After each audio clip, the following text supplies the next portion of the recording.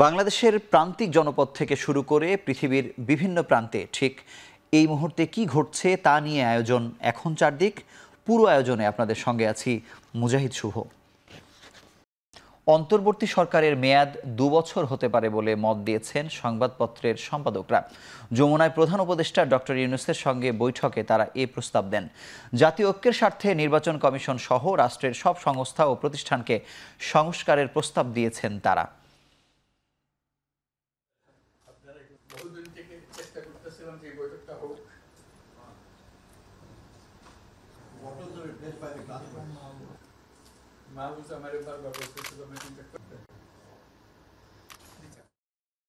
সাংবাদিকদের নিশ্চয়তা এবং সাংবাদিকদের ব্যাপারে যে এরকম যত্রতত্র খুনের মামলা হচ্ছে এটা যেন বন্ধ হয় এবং এই ব্যাপারে সরকার যেন সুস্পষ্ট একটা অবস্থান নেন।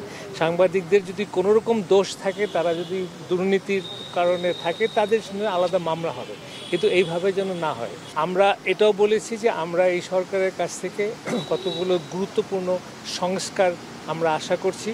সেই সংস্কারের মধ্যে সংবিধান পরিবর্তন, তারপরে আমরা বলেছি লোকাল গভর্নমেন্টকে স্ট্রেংথেন করা, তারপরে আমরা বিভিন্ন যে স্বায়ত্তশাসিত সংস্থাগুলো আছে, anti corruption commission, human rights commission, election commission, এগুলো রিফর্ম করে এবং সত্যিকার অর্থে একটা গণমুখী সংস্থা এবং নির্বাচন কমিশন বিশেষ করে তারা যেন ভবিষ্যতের সমস্ত নির্বাচন সত্যিকার অর্থে জাতির এবং ভোটারদের চিন্তার প্রতিফলন ঘটান, এরকম একটা সংস্থা। তাই শিল্প কারখানায় উৎপাদন ঠিক রাখতে নিরাপত্তা নিশ্চিতের দাবি জানিয়েছেন ব্যবসায়ী নেতারা। রাষ্ট্রীয় অতিথি ভবন যমুনায় প্রধান উপদেষ্টার সঙ্গে বৈঠকে তারা এ দাবি জানান। মঙ্গলবার সকাল 10:30টায় ব্যবসায়ীদের 6 জনের একটি প্রতিনিধি দল যমুনায় প্রধান উপদেষ্টার সাথে বৈঠক করেন। শ্রমিক বিক্ষোভের কারণে শতাধিক কারখানায় উৎপাদন বন্ধ হয়ে যাওয়ার প্রেক্ষাপটে এই বৈঠক হলো। বৈঠক থেকে বের হয়ে international chamber of commerce ICC সভাপতি মাহবুবুর রহমান বিভিন্ন শিল্প কারখানায় ভাঙচুর ও বিক্ষোভের ব্যাপারে ব্যবসায়ীদের উদ্বেগের কথা জানিয়েছেন সরকারকে। আরও বলেন, শিল্পের নিরাপত্তা নিশ্চিতে সরকার প্রয়োজনীয় পদক্ষেপ নেবে বলে আশ্বস্ত করেছেন প্রধান উপদেষ্টা। এরা কিন্তু আমার কোনো শ্রমিক না, এরা বাইরের লোক, বহিরাগত। কারা এটা আমরা জানি না, কারা এটা করতেছে। আমরা বলছি পুলিশকেই করতে হবে, এটা পুলিশেরই কাজ, ইন্ডাস্ট্রিতে ইন্ডাস্ট্রিয়াল পুলিশের কাজ।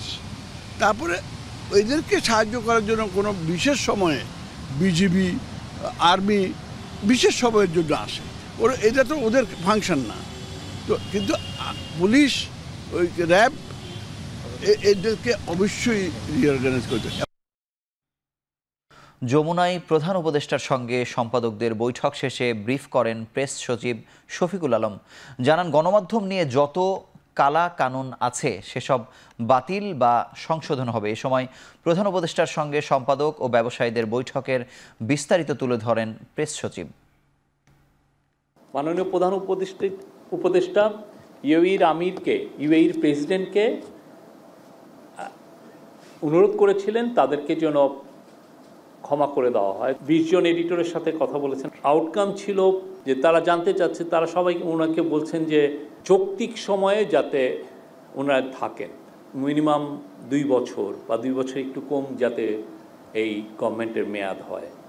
Constitution and legal reform, election রিফর্মের কথা আসছে, এই ইলেকশন কমিশনকে চেঞ্জ করার কথা এসছে। আর বাংলাদেশের যে পাওয়ারটা খুবই সেন্ট্রালাইজড ইন ঢাকা, অনেক ডিসেন্ট্রালাইজেশনের কথা এসছে।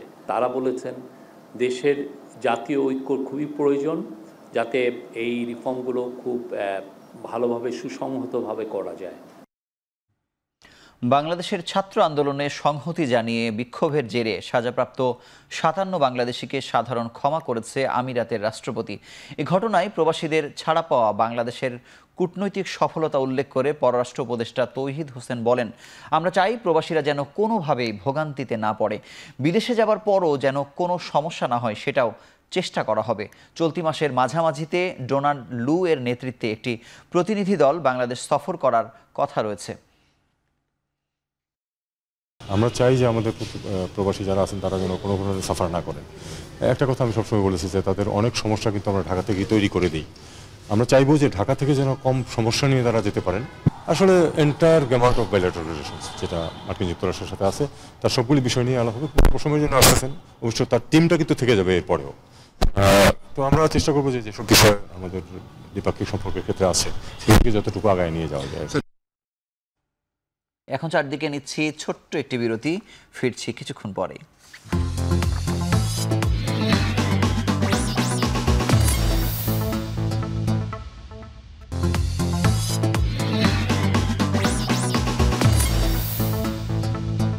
ফিরে এলাম বিরতির পর, দেখছেন এখন চারদিক।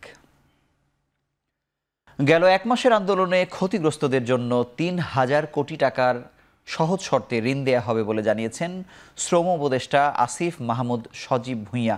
মঙ্গলবার দুপুরে সচিবালয়ে সাংবাদিকদের এক প্রশ্নের জবাবে তিনি একথা বলেন। শ্রমশিল্পে জড়িত নয় এমন বহিরাগতরাই কারখানায় হামলা চালিয়ে শিল্প প্রতিষ্ঠান ধ্বংসের পাঁয়তারা করছে। ষড়যন্ত্রকারীদের বিরুদ্ধে কঠোর ব্যবস্থা নেওয়া হবে বলে জানান আসিফ মাহমুদ সজীব ভুঁইয়া। বিগত আন্দোলনের সময়ে যারা ক্ষতিগ্রস্ত হয়েছে স্পেসিফিক তাদের জন্য অর্থ মন্ত্রণালয় থেকে ইতিমধ্যে ৩,০০০ কোটি টাকার একটা সফট লোন দেওয়ার সিদ্ধান্ত হয়েছে এবং আরও কিভাবে এটা বৃদ্ধি করা যায় সে বিষয়ে আলোচনা চলছে। যারা দুষ্কৃতিকারী এবং বহিরাগতরা এসে দেশের শিল্প ধ্বংসের মতো পায়তারা এবং ষড়যন্ত্র করছে তাদের বিরুদ্ধে সরকার কঠোর ব্যবস্থা নেবে। শ্রমিকদের যেই ন্যায্য দাবি দেওয়া আছে সেগুলোর বিষয়ে আমরা আলোচনা করছি শ্রমিক নেতৃবৃন্দের সাথে এবং ভবিষ্যতেও যেগুলো তাদের লং টার্ম দাবি দেওয়া আছে সেগুলো সমাধানের ব্যাপারে আমরা তাদের সাথে কাজ করে যাব। কিন্তু যারা ষড়যন্ত্র করছে এবং দুষ্কৃতিকারী যারা আছে যাদেরকে চিহ্নিত করা গেছে শ্রমিক নেতৃবৃন্দ এক্ষেত্রে একমত হয়েছেন এবং আমাদের কাছেও তথ্য আছে, তাদের বিরুদ্ধে সরকার কঠোর ব্যবস্থা নেবে। বৈধ অবৈধ সব ধরনের অস্ত্র জমা দেবার শেষ দিন আজ। কাল থেকে অস্ত্র উদ্ধার অভিযান শুরু করবে যৌথ বাহিনী, একথা বলেছেন স্বরাষ্ট্র উপদেষ্টা অবসরপ্রাপ্ত লেফটেন্যান্ট জেনারেল জাহাঙ্গীর আলম চৌধুরী। মঙ্গলবার দুপুরে সচিবালয়ে সাংবাদিকদের তিনি আরও বলেন, দুর্গাপূজা উপলক্ষে সারা দেশে সতর্ক অবস্থানে থাকবেন আইন শৃঙ্খলা বাহিনীর সদস্যরা। নিয়ন্ত্রণটা আমাদের জন্য খুবই জরুরি, এই জন্য আমরা বিভিন্ন ধরনের পদক্ষেপ নিতে যাচ্ছি যেন এটা নিয়ন্ত্রণের ভিতরে চলে আসে এবং মাদকের গডফাদারদের যেন আমরা আইনের আওতায় আনতে পারি। তারপরে আমাদের আরও হচ্ছে আসন্ন দুর্গাপূজা উপলক্ষে পূজাটা যেন সুষ্ঠুভাবে হতে পারে, এই জন্য আমরা বিভিন্ন ধরনের পদক্ষেপ নিচ্ছি এবং আমরা আশা করছি যে পূজাটা খুব ভালোভাবে হয়ে যাবে।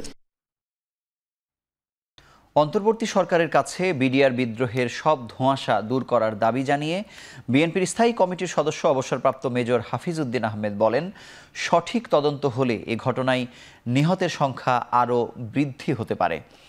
বাংলাদেশকে একটি ব্যর্থ, অকার্যকর, নতজানু রাষ্ট্রে পরিণত করার জন্যই এই হত্যাকাণ্ড সংগঠিত করা হয়েছিল।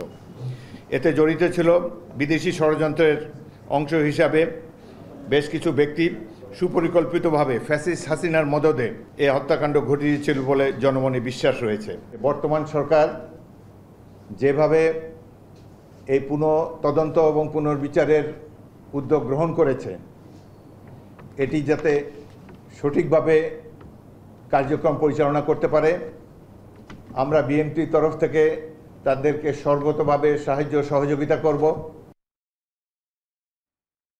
জামায়াতের ওপর যে অত্যাচার নির্যাতন হয়েছে তার কোনো প্রতিশোধ নেবে না দলটি। বিজয় সরণিতে সাংবাদিকদের সঙ্গে জামায়াতের মতবিনিময় সভায় একথা জানিয়েছেন জামায়াতের আমির ডাক্তার শফিকুর রহমান। কিন্তু দল হিসাবে আমাদের উপরে যা করা হয়েছে, এই জুলুম শব্দ বলতেও আমার কষ্ট লাগে, যা করা হয়েছে আমরা আল্লাহর রাস্তায় তা ক্ষমা করে দিলাম। দল হিসাবে আমরা কোনো প্রতিশোধ নেব না। তারা যেন জটিল এবং সংকীর্ণ মনা না হন, তারা যেন এক ছোখা না হন, তারা যেন তুষামুদকারীদের পাল্লায় পড়ে জনগণকে ভুলে না যান, তারা যেন জনগণের খাদেম হন, তারা যেন জনগণের মালিক না হন। এই মানসিকতা নিয়ে যেন রাজনীতিতে সবাই আগায় আসে।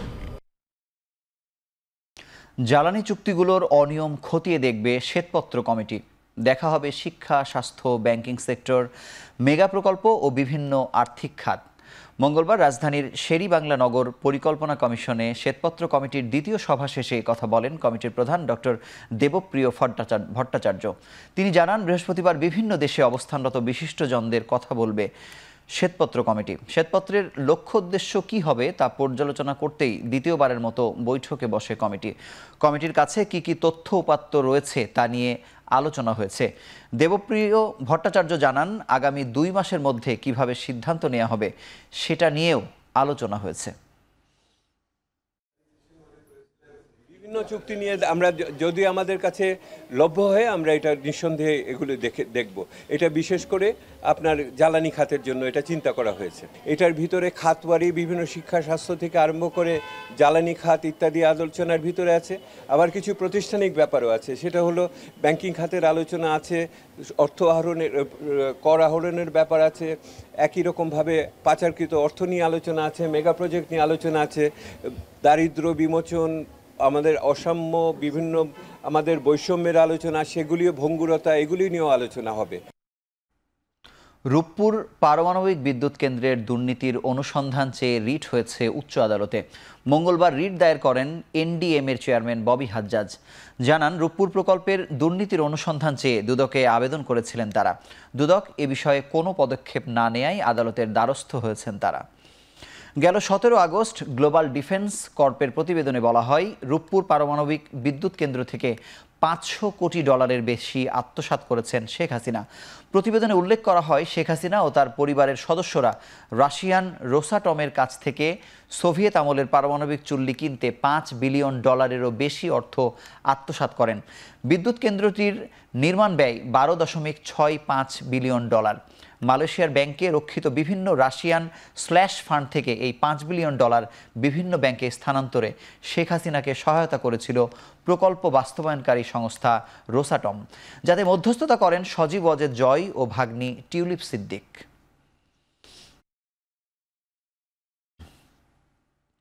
মানি এক্সচেঞ্জ হাউজের ডলার এন্ডোর্সমেন্টের সীমা $1,000 থেকে বাড়িয়ে $5,000 করার বিষয়ে গভর্নর মৌখিক অনুমতি দিয়েছেন। বিষয়টি নিশ্চিত করেছেন মানি চেঞ্জার্স অ্যাসোসিয়েশন।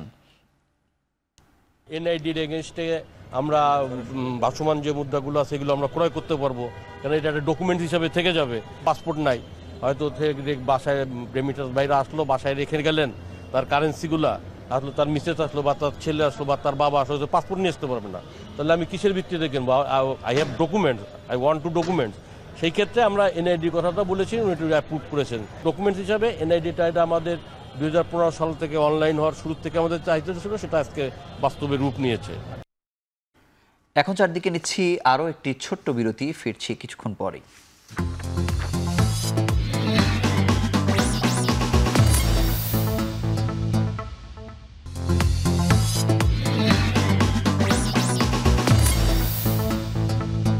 ফিরে এলাম বিরতির পর, দেখছেন এখন চারদিক।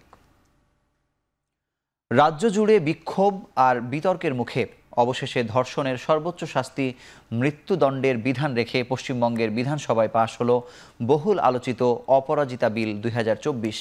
মঙ্গলবার সর্বসম্মতিক্রমে বিলটি পাশের পক্ষে রায় দেন বিধায়করা। বিল পাশের ঘটনাকে ঐতিহাসিক উল্লেখ করে মুখ্যমন্ত্রী জানান, দেশের নারী ও শিশুদের সুরক্ষা দেবে এই বিল।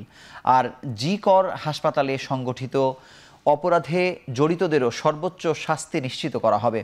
একই সঙ্গে নারীদের সুরক্ষা দিতে ব্যর্থ হওয়ায় প্রধানমন্ত্রী নরেন্দ্র মোদীর পদত্যাগও দাবি করেন তিনি। এদিকে দুর্নীতির মামলায় এবার জি কর মেডিকেলের প্রাক্তন অধ্যাপক সন্দীপ ঘোষের দেহরক্ষীকেও গ্রেপ্তার করা হয়েছে। সিবিআই হেফাজতে নেওয়া হয়েছে হাসপাতালের 2 ভেন্ডরকে। এমন খবর ছড়িয়ে পড়ায় লালবাজারের কাছে উল্লাস করেন আন্দোলনকারীরা।